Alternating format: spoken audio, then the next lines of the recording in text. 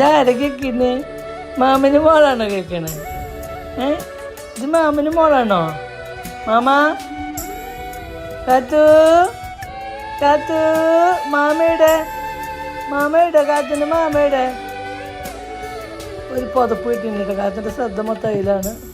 ഒച്ചേ ദാ ഒച്ചേ ഒച്ചേ ഒച്ചേ മാമ വെച്ചു മാമ വെച്ചേ ദാ മാമ വെച്ചേ കാത്തു വെച്ചേ നീ കാത്തു വെച്ചേ കാത്തു ആരാത്?